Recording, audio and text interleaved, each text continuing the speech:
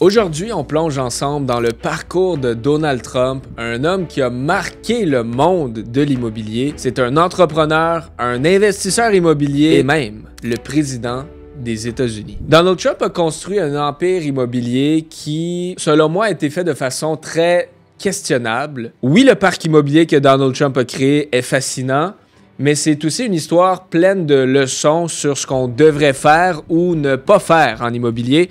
Alors installe-toi bien, on part explorer ensemble l'histoire unique de Donald Trump. Donald Trump est né en 1946 dans le Queens à New York, dans une famille qui était déjà très impliquée dans le domaine de l'immobilier. En fait, son père, Fred Trump, l'avait impliqué en affaires dès un très jeune âge. Et ça, pour moi, c'est juste incroyable d'inclure ses enfants dans des projets, dans ses propres projets pour qu'ils puissent se développer puis développer leur sens entrepreneurial. Pour moi, c'est incroyable. Le premier grand pas de Donald Trump, qui est la première grande action qu'il a fait pour bâtir son empire, ça a été dans les années 70 à Manhattan. En fait, il a décidé d'acheter un hôtel qui était en train de souffrir financièrement, qui s'appelait le Commodore Hotel, et il l'a complètement rénové et il a transformé cet hôtel-là en Grand Hyatt à New York. Ça a été un coup de succès et ensuite, il a avancé dans son parcours puis c'est là qu'il a fait son plus grand succès, le Trump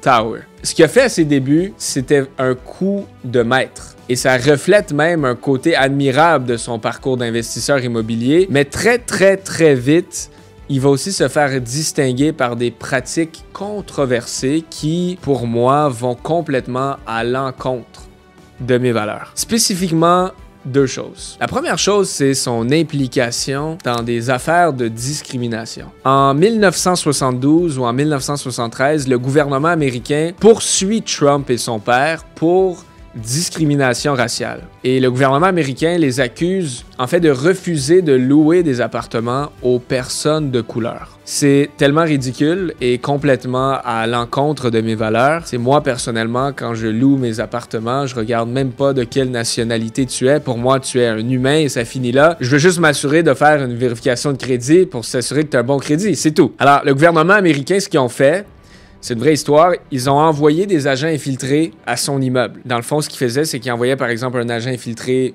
de couleur et un agent infiltré qui était américain, qui était blanc.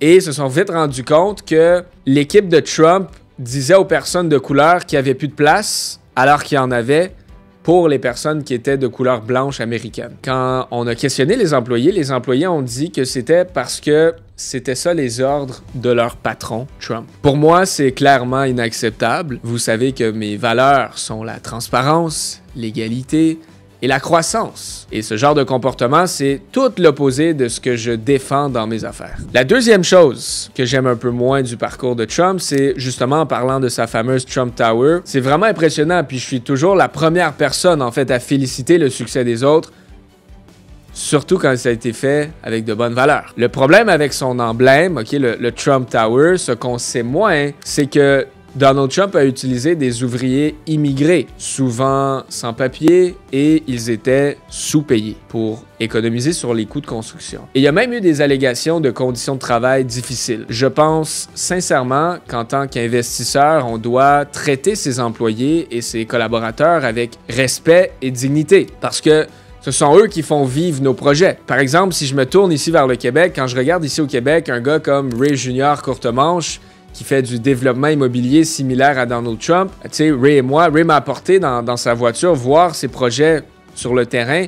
Puis tu ressens juste l'énergie. Tu vois que les gens, les gars de construction, les gars qui construisent les immeubles à Ray sont fiers de travailler pour Ray. Ils portent même des fois les vêtements de Ray. C'est marqué Ray Junior, ils ont des casquettes et tout ça.